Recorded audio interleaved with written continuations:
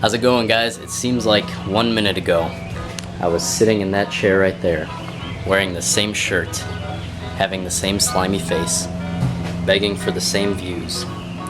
It's because I was 1 minute ago. You guys have probably seen me use this ball peen hammer on multiple occasions. I know I've seen me use it, but as you can see, the handle is falling apart. It's got like these 3 nails up here. The neck of it is all warped and it's really skinny. I was just gonna redo this handle on my own time, but then I thought to myself, hey, my money lust is insatiable, so might as well take this as an opportunity to make another video. So today I'm going to be doing my very best to rehandle this hammer. I've never done this before. I'll probably do it wrong. I'm just too poor to afford another hammer while I have the materials to fix this one. Now correct me in the comment section if I'm wrong, but I would assume the very first thing I have to do is get rid of this handle.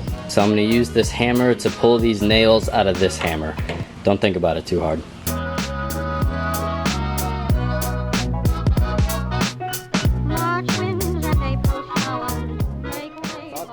But actually they're spikes and there's not really anything for the claw to hook onto, so I'm gonna have to figure something else out. Alright, I've got to thinking maybe I can cut it off right here and then pound the little cork out. So I'm hitting this thing with the hammer and I'm like, I need something with some more weight. Where's my ball peen hammer? Alright, 45 minutes later, finally got it out with a little help from my friends. Now I have to draw and cut the handle out. Make sure you use a hardwood for this. I'm using hickory right here, and also pay attention to the grain in the wood. Make sure it's really straight grain. Make sure none of the grains cross over the short way, because then it'll most definitely break right there. Alright, nothing fancy on this one. I'm just going to bring this over to the bandsaw and cut it out.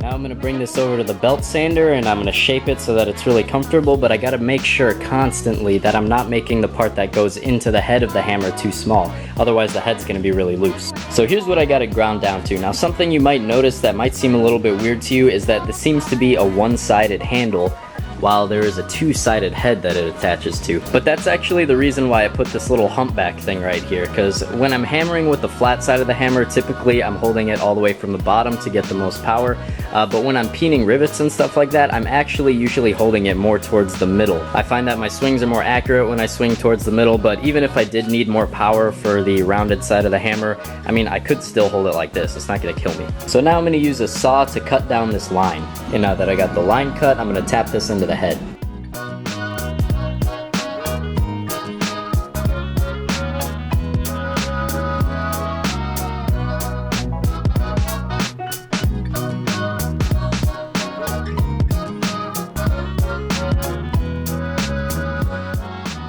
Alright, I made a really dumb mistake. I made this part that goes into the hammer head shaped so that it would fit a hammer that's flat on the bottom, but this one clearly has like a curve to it. Luckily, I did make the part that's inside here right now a little too thick, so this bottom part is biting into it enough as it is, so I should just be able to sand off these little bumps that it was supposed to go all the way down to. But just learn from my mistakes and pay attention. Alright, I guess I sort of saved that one. Still kind of looks like crap up here, but you know, as long as it works. Now, in pretty much every rehandle video that I've seen, they use either a wooden wedge or a steel wedge to go in there, but this being my first handle, I don't really know if this shape is going to work out for me, so I want to be able to pull it out and reshape it or just completely redo it if I need to. So instead of a wedge, I'm just going to use some construction screws, and I know that if there's some big humongous problem with doing this, someone's going to let me know in the comment section, so I guess thank you beforehand. Alright, I've got a shorter, thicker sheet metal screw in the middle and then 2 longer, thinner construction screws on the sides like this, so hopefully that will sort of simulate a wedge. So far though, this seems really sturdy, but I guess at this point only time can really tell if this is going to be a good handle or not. So now I'm just going to do a little aesthetic stuff for fun and then just finish up the handle. So there's the finished handle. It's a little crappy up towards the top, I guess, but I'm sure the rivets won't be able to tell. So I just did the regular staining and burning method that I did for the machete tomahawk handle, but instead of using a polyurethane coat as a finish, I just used some paste finishing wax. Alright, I hope you guys enjoyed the video. I actually won't be responding to comments for a little while though, because I'm not actually at home right now. I'm off on that one mission trip that I talked about last year and the year before that, out in Kentucky fixing people's houses and stuff. So I set the video to go live at about the middle of my trip, this video right here. So I don't know, maybe 3 or 4 days until I'm back. Just letting you guys know so it doesn't seem like I'm gone for way too long. But that's all I got for today. So thank you guys very much for watching. I'll talk to you later. Bye.